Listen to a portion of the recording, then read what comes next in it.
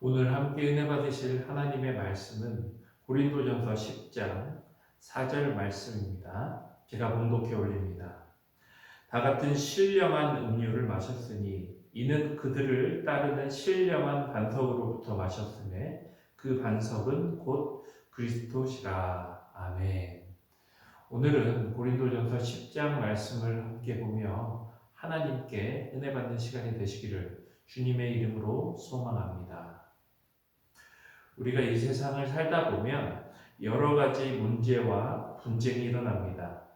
그럴 때 그 문제와 분쟁을 미연에 방지하고 해결하기 위한 가장 손쉬우면서도 가장 효과적으로 생각되는 방법이 무엇이 있을까요?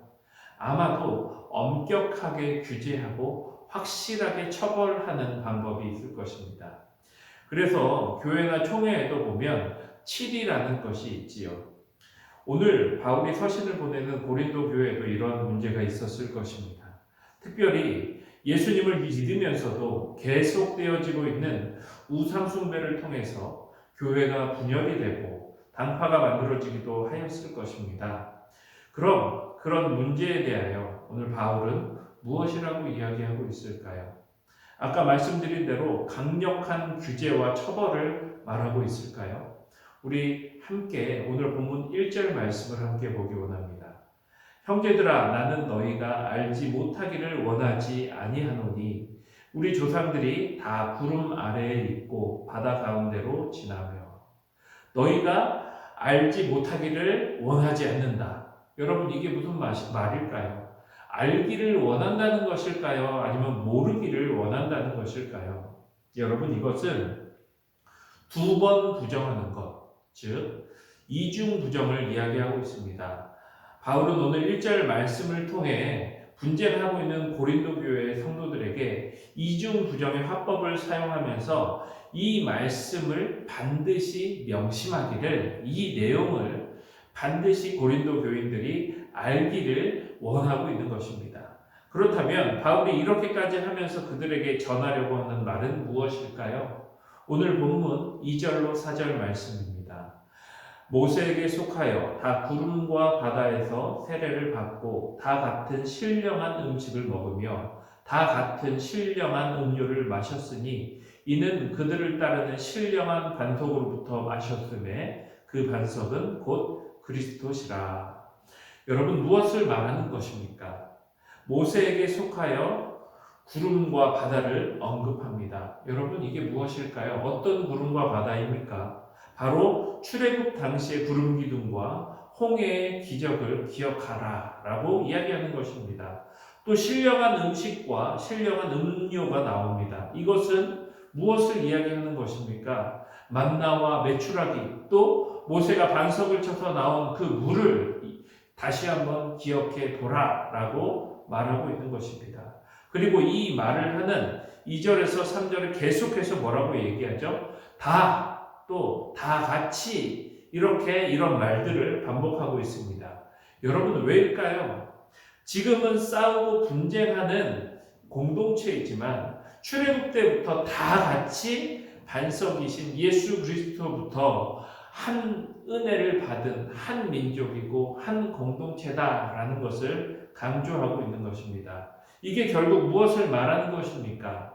바울은요, 우상숭배같이 영적으로 또 교회적으로 민감한 문제를 일으키는 성도들을 향해서 그들을 단절시켜버리고 정죄해서 사고를 미연에 방지하는 방법도 물론 있었겠지만 옛날 출애굽의 은혜를 다시 한번 상기시키면서 다시 한번 그리스도 안에서 온전하게 하나 되기를 원하고 있는 것입니다. 여러분 왜일까요? 왜 이런 위험한 방법, 왜 이렇게 힘든 방법을 택하고 있는 것일까요? 왜냐하면 그럼에도 하나님께서 우리를 선택하셨고 내 능력과 지혜가 아니라 하나님께서 우리를 인도하실 것이기 때문이다라는 것입니다. 그런데 지금 우리들의 교회들은 어떻습니까? 우리들은 조금만 신학 사상이 달라도 교단이 나누어져 버리고 또 요즘 같은 코로나 시대에는 비대면 예배 또 대면 예배를 통해 또 이렇게 교회가 나누어져 버리고 서로가 맞다고 서로를 배척하고 싸우고 분열되고 있지는 않습니까? 그런데 저는 이 말씀을 묵상하면서요, 얼마 전에 우리 담임 목사님께서 하신 말씀이 생각났습니다. 코로나로 인해 처음에는 신천지가 수면 위로 드러나게 되고 사회적 공분을 사게 되었을 바로 그때에 신천지를 이제 떠나게 되는 사람들이 많이 생길 것이고, 그럼 그들이 교회로 돌아올 때 우리가 외면하고 정죄하기보다는 우리가 정말 신앙적으로 철저하게 먼저 준비해서 그들이 돌아올 수 있도록 열심히 준비해야 한다라고 하신 말씀이 생각나더라고요. 여러분, 그렇습니다. 이 세상에 아무도 완벽해서 구원을 받은 사람은 없을 것입니다. 우리들도 하나님의 은혜 안에 거하고 있지만 날마다 넘어지고 또 날마다 하나님의 은혜 가운데 일어나고 있지 않습니까? 여러분, 하나님께서 포기하지 않는데 우리가 정죄하고 우리가 포기해버린다면 하나님께서 과연 기뻐하실까요? 이제 내일부터 여러분 설 명절 연휴가 시작됩니다. 비록 코로나로 인해서 우리가 많은 가족들을 직접 만나고 함께 할 수는 없겠지만 오늘 이 말씀을 가지고 다시 한번 우리가 그들에게 나아가기 원합니다. 지금까지 나를 아프게 하고 힘들게 하면서 내가 먼저 정지하고 포기한 식구들이 만약에 있었다면 이 시간 하나님께 회개하기 원합니다. 그리고 아직도 그들을 향해 두 팔 벌리고 계신 하나님을 생각하시기 바랍니다. 또 그들보다 하나 나을 것도 없는 우리를 먼저 품어주신 예수 그리스도의 그 사랑을 생각하시기 바랍니다. 그리고 믿음으로 승리하며 이번 설 명절 하나님의 그 은혜를 다시 나눌 수 있는 여러분들이 되시기를 주님의 이름으로 축원합니다. 함께 기도합니다.